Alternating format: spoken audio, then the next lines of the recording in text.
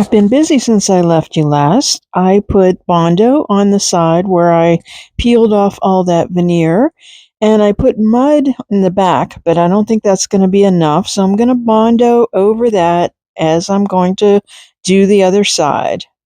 So after I did the Bondo and sanded it smooth, I used Dixie Belle's Bonding Boss. It's finally time to get a bonding primer on the inside of this piece. Bonding Boss serves two purposes. Not only does it block odors and stains, which is awesome with this piece, but also it allows any paint to stick to it. So um, that's not an issue in here, but I was more concerned about blocking any odors or stains. So I'm sanding the Bondo smooth to the best of my ability. And then I am going to do a little decoupage over top of it. Because I can't get it completely smooth, I'm going to work with that texture and not fight it. That's why I'm going to add a layer of decoupage over it. I finally succeeded in removing all of those screws. I really had to fight with them.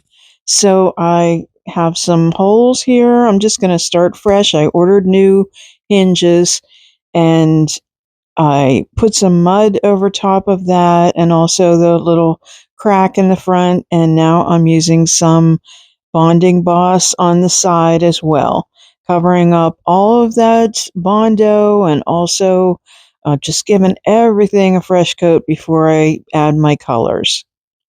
I still have a lot of work to do before I can really get to the fun parts of this. I am jumping around here a lot with different parts, but I'm getting to the doors. I thought I was getting to the base doors because I'm working on the base, but actually these were the top. I'll get to it all eventually. So I use I'm going to add some legs. I ordered some legs from Amazon, and they're just mid-century modern legs. It has the little bracket that you have to put on to screw it in. So I had to drill a hole. So I measured the depth of it and marked it with tape and then just drilled those in.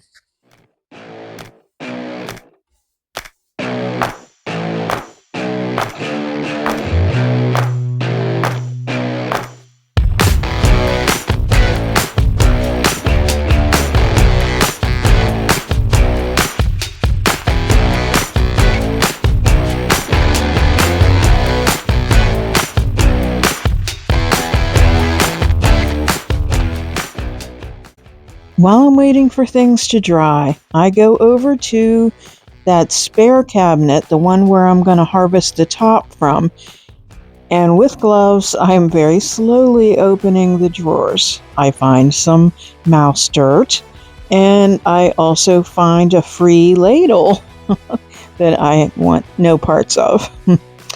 There you go.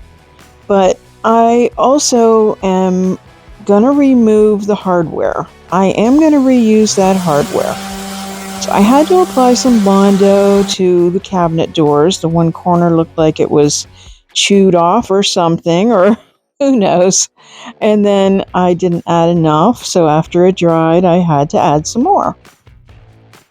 On the inside, I used Dixie Belle's Silk in Yellowstone to freshen up and add some color. This has a primer built in, so it wasn't necessary to add that primer on the bottom, but I really just wanted to make sure that if there were any odors or stains, that they were going to stay there.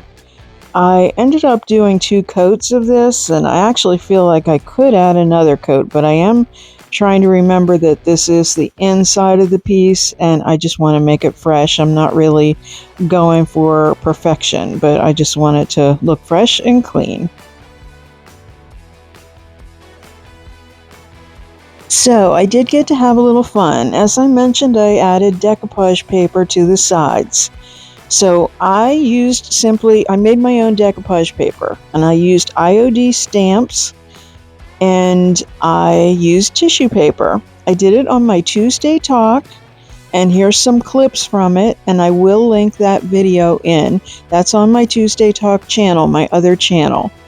But it was an easy fix.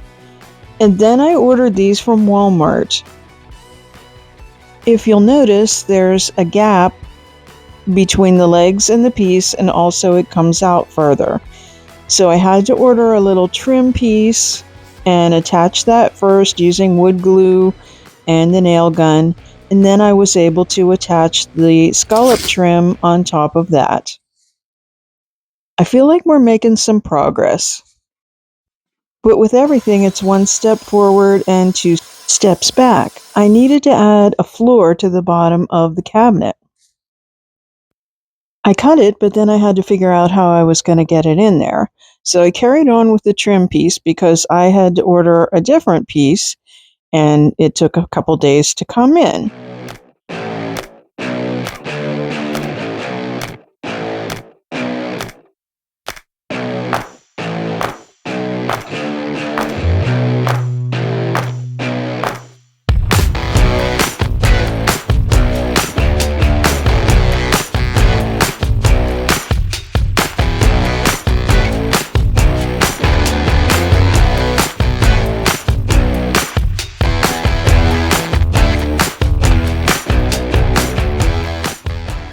I filled in the gaps with Dixie mud, and that will help me before I add the paint to it.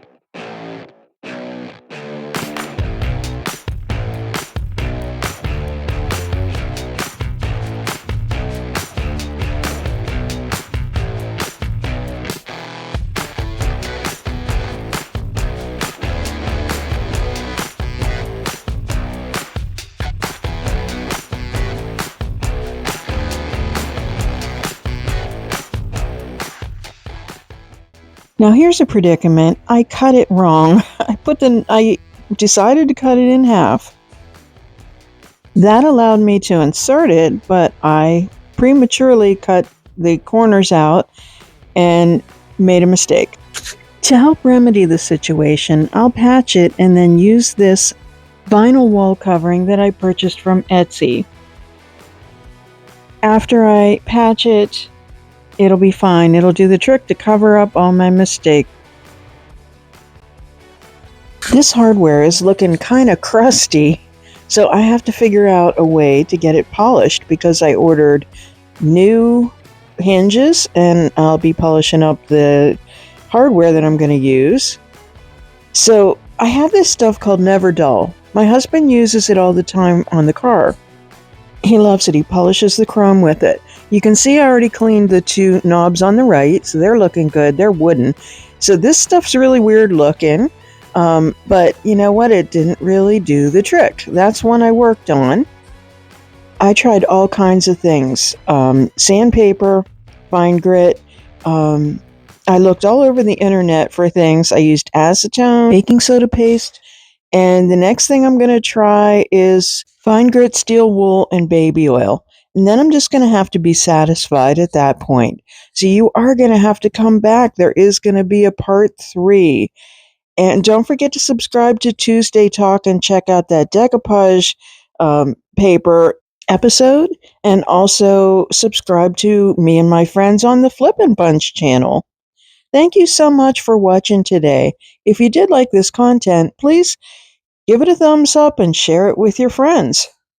Find Statement Designs on the web at www.statementdesigns.org and on social media at Statement Designs. Stay well.